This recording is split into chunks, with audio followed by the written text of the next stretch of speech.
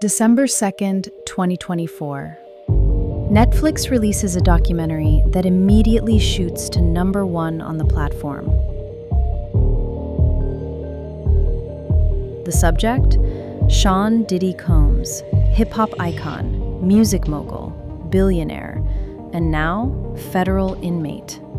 The documentary, executive produced by rapper 50 Cent, a longtime rival of Diddy's, is called Sean Combs, The Reckoning. 4 episodes, 4 hours of bombshell allegations, never-before-seen footage, and insider accounts that paint a disturbing portrait of one of entertainment's most powerful figures. But just one day before the series dropped, Diddy's lawyers fired back with a cease and desist letter, calling the documentary a hit piece and demanding Netflix pull it immediately. Netflix refused, because by that point, Sean Combs was already behind bars, convicted of federal crimes, facing decades in prison, his once untouchable empire reduced to rubble. This isn't just another celebrity downfall story. This is about power, control, abuse hidden in plain sight for decades. And it's about the question everyone's asking: how did he get away with it for so long?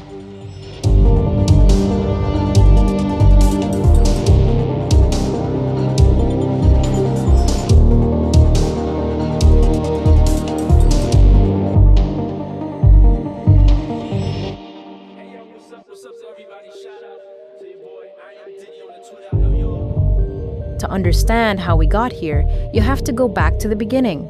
Sean John Combs was born in Harlem in 1969. His father was murdered when Sean was just 3 years old, shot to death in what police believed was a drug deal gone wrong. Raised by his mother Janice, a model and teacher's assistant, young Sean learned early that if you want something in this world, you take it. He attended Howard University in the early 90s, but dropped out after 2 years to pursue an internship at Uptown Records, one of the hottest hip-hop labels of the era, and that's where the legend began. Diddy, he went by Puff Daddy back then, had an eye for talent. He helped develop Mary J. Blige. He discovered Jodeci. And most importantly, he signed a young rapper from Brooklyn named Christopher Wallace, better known as the notorious B.I.G. In 1993, after being fired from Uptown for reasons that remain murky, Diddy founded his own label, Bad Boy Records, and Bad Boy exploded. Biggie's debut album, Ready to Die, went multi-platinum. Diddy signed Mace, Faith Evans, 112, Total. The hits kept coming.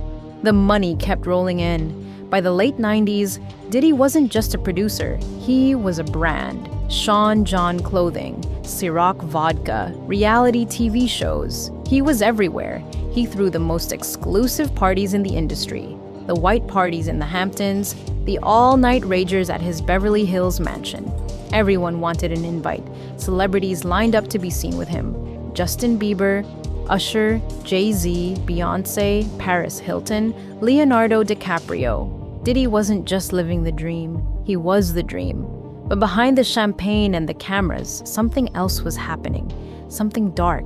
For years, there were rumors, whispers about what happened at Diddy's parties after midnight, after the A-listers went home, after the cameras stopped rolling, stories about drugs, about coercion, about young women and men being pressured into things they didn't want to do. But these were just stories, urban legends, the kind of gossip that swirls around any powerful, larger-than-life figure. And besides, who was going to challenge Diddy? He was worth nearly $1 billion. He controlled careers. He could make you, or break you. There was a culture of silence around him. People saw things. People knew things. But nobody talked. Until Cassie. November 16th, 2023. Singer and model Cassandra Cassie Ventura files a federal lawsuit against Sean Combs in Manhattan. The allegations are horrifying. According to the lawsuit, Diddy, who had signed Cassie to his label in 2006 when she was just 19, subjected her to over a decade of physical, emotional, and sexual abuse. She claimed he beat her regularly, that he forced her to have sex with male prostitutes while he watched and filmed, that he plied her with drugs to make her compliant. She alleged that he threatened her career, her life, even her family if she didn't obey. And she detailed something called freak-offs, multi-day sex marathons fueled by cocaine, ecstasy, and ketamine, where Cassie and hired male sex workers would perform for Diddy's pleasure while he masturbated and recorded everything. The lawsuit painted a picture of a man who used his power, his wealth, and his influence to trap a young woman in a cycle of abuse for over 10 years.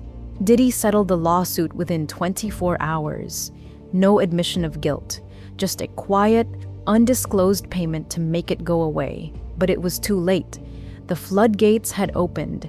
Within weeks of Cassie's lawsuit, more accusers came forward. A woman named Joy Dickerson Neal claimed Diddy drugged and sexually assaulted her in 1991, then filmed it and distributed the tape as revenge porn. Model Crystal McKinney alleged he assaulted her at his studio in 2003, then blackballed her from the industry when she tried to speak out. Dawn Richard, a former member of Diddy's girl group Danity Kane, filed a lawsuit claiming she witnessed him physically assault Cassie on multiple occasions, and that she herself was subjected to sexual harassment and groping. Then came Rodney Lil Rod Jones, a music producer who worked on Diddy's last album. Jones filed a 105-page lawsuit alleging that Diddy ran a criminal enterprise involving sex trafficking, drug distribution, and illegal firearms. He claimed Diddy groped him, drugged him, and forced him to participate in sexual acts. And he alleged that Diddy had hidden cameras in every room of his homes, and that he had compromising footage of everyone who'd ever attended his parties.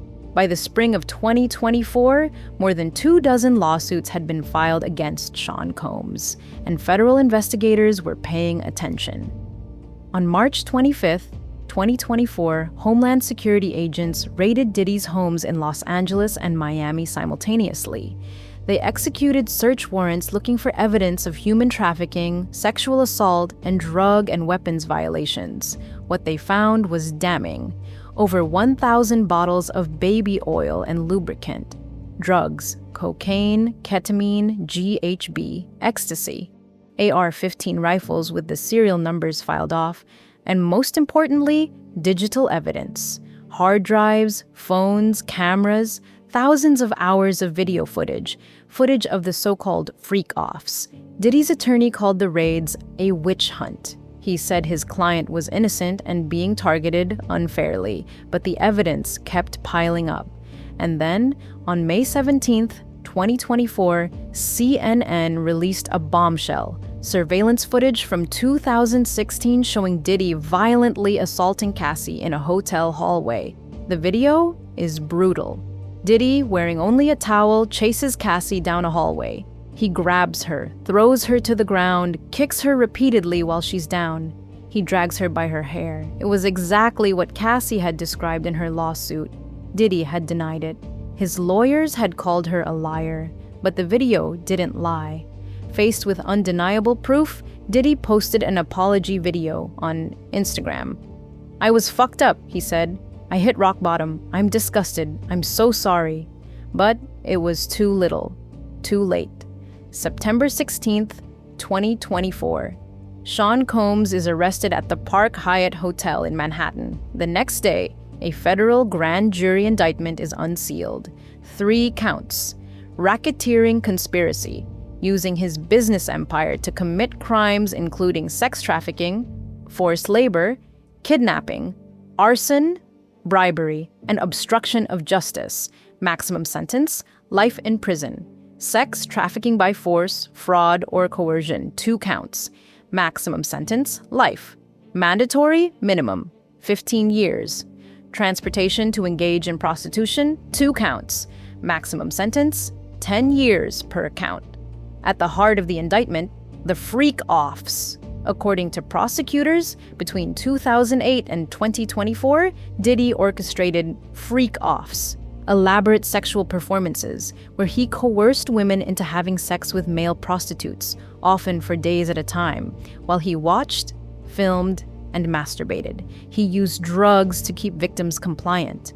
He used threats and violence to control them. He used his employees, assistants, security guards, drivers, to facilitate everything, and he filmed it all. Prosecutors described it as a criminal enterprise, Diddy at the top, a network of enablers beneath him, all working to satisfy his desires and protect his image. Diddy pleaded not guilty. His lawyers requested bail, $50 million secured by his properties. The judge denied it. Twice. Sean Combs, once worth nearly $1 billion, was remanded to the Metropolitan Detention Center in Brooklyn, a notorious federal jail known for violence, filth, and inhumane conditions. He's been there ever since. Sean Diddy Combs built an empire on talent, ambition, and ruthless determination. But he also built it on fear, on silence, on the suffering of people he controlled. For decades, he got away with it because he was powerful, because he was rich, because people were too scared to speak up. But empires built on lies eventually crumble. The Netflix documentary didn't just expose Diddy, it exposed a system, an entertainment industry that looked the other way, that enabled abuse, that protected monsters as long as they kept making money.